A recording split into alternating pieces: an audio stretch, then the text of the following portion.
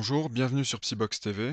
Ce cours est une introduction générale à la psychologie qui s'adresse aux étudiants de niveau licence, licence 1 et 2 principalement. Dans ce cours, je présenterai les principaux courants, les principaux concepts de la psychologie et je retracerai son évolution historique.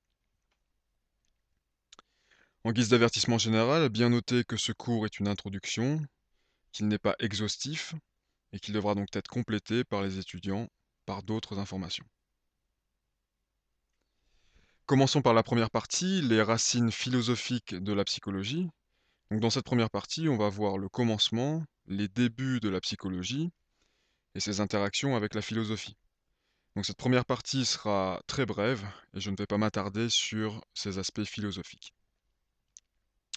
Une première définition générale et relativement consensuelle de la psychologie, qui consiste à dire que cette discipline est l'étude des comportements et des processus mentaux. Tout l'objet du cours consistera à expliciter cette définition. Mais on peut d'ores et déjà noter que la psychologie est une discipline récente, c'est-à-dire que dans l'ensemble des disciplines scientifiques, dans l'ensemble des sciences humaines, la psychologie apparaît comme une discipline relativement récente, qui date d'un siècle, un peu plus d'un siècle. Et cette discipline a été traversée par plusieurs grands courants que je présenterai donc successivement dans ce cours. Pourquoi regarder le passé? Pourquoi regarder l'évolution historique de la psychologie? Un philosophe français, Auguste Comte, il disait qu'on ne connaît pas complètement une science tant qu'on n'en sait pas l'histoire. C'est-à-dire que pour comprendre ce qu'est la psychologie à l'heure actuelle, les connaissances qu'elle a accumulées, on a tout intérêt à regarder la façon dont elle a évolué, les différents courants, les différentes théories qui ont traversé la discipline. Une première chose qu'on peut noter, c'est que avant la fin du XIXe siècle, la psychologie n'existe pas comme discipline autonome. En fait, la psychologie est soit rattachée à la physiologie, soit rattachée à la philosophie. Deux disciplines qui, elles, existent de façon autonome, qui correspondent à deux disciplines fondamentales. Donc d'une part la physiologie, étude des systèmes, des organismes vivants, et d'autre part la philosophie, réflexion générale sur le monde. Et on verra que ce double aspect de la psychologie, donc qui était présent dès ses origines, a véritablement façonné la façon dont cette discipline a évolué. Une deuxième chose qu'on peut noter, c'est que beaucoup des grandes problématiques de la psychologie ont été définies lorsque cette discipline existait comme branche de la philosophie. Donc par exemple, les relations entre le corps et l'esprit, l'opposition entre l'inné et l'acquis. Donc voyons un petit peu plus en détail ces deux problématiques. La problématique des relations corps-esprit consiste à étudier la façon dont ces deux entités interagissent. Donc tout individu se caractérise fondamentalement par ces deux entités, le corps, l'aspect matériel, et l'esprit, l'aspect immatériel. Comment ces deux entités interagissent chez un individu? Ici, deux thèses s'affrontent.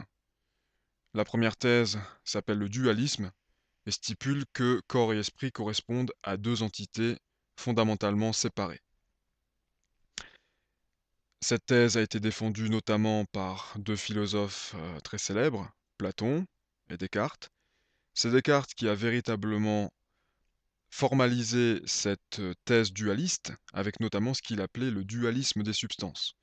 Corps et esprit correspondent à deux substances qualitativement différentes, qui obéissent à des lois différentes et qui présentent des propriétés différentes. La thèse opposée s'appelle le monisme, et cette thèse stipule que corps et esprit correspondent à deux entités qui ne sont pas séparées, qui correspondent à deux aspects d'une même entité plus générale, mais qui donc ne sont pas séparés par un saut qualitatif.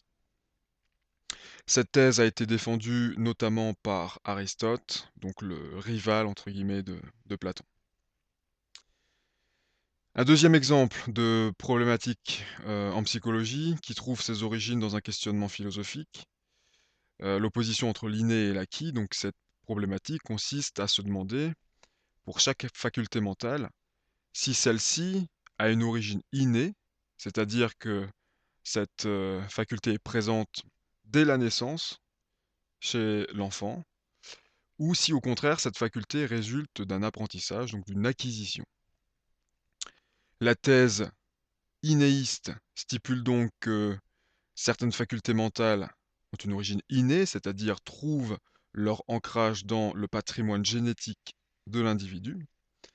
Et cette thèse a été défendue par, globalement les mêmes philosophes que ceux qui défendent la position dualiste. Parce qu'il y a un lien logique entre le dualisme et l'innéisme. Donc ici Platon et Descartes. La thèse, qui soutient, l'hypothèse de l'acquisition s'appelle l'empirisme et elle stipule donc qu'à la naissance, l'esprit est une tabula rasa, c'est-à-dire une feuille vierge, feuille sur laquelle l'environnement et l'interaction de l'individu avec son environnement vont progressivement écrire et donc façonner les facultés mentales de l'individu. Cette thèse empiriste a été défendue par 3 philosophes anglais, Hobbes, Locke et Hume. Enfin, on peut noter que on pourra distinguer 2 grandes approches en psychologie, 2 grandes façons de faire de la psychologie.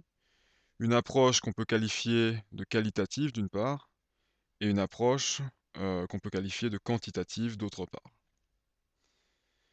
L'approche qualitative, en psychologie, on peut l'affilier philosophiquement à Platon, et cette approche consiste à appréhender les phénomènes psychologiques par le biais de la théorie, par le biais d'une réflexion conceptuelle, par le biais donc, d'un questionnement, plus abstrait, que concret.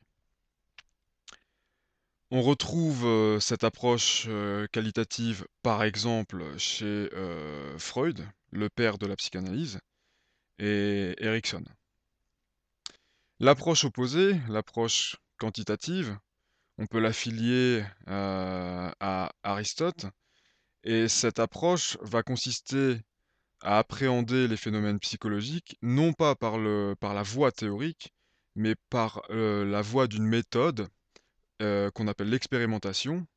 Et donc l'esprit consistera ici à comprendre, les phénomènes psychologiques par la voie des faits, par la voie des données, plutôt que par le biais, de théories et de concepts.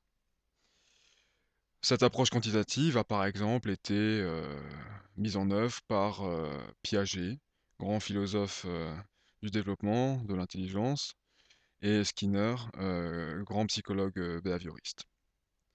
Donc voilà, on a vu comment, la psychologie a, été façonnée par, des questionnements philosophiques, et on verra que ces racines philosophiques de la psychologie ont façonné, l'évolution dont, la psychologie, a montré par la suite.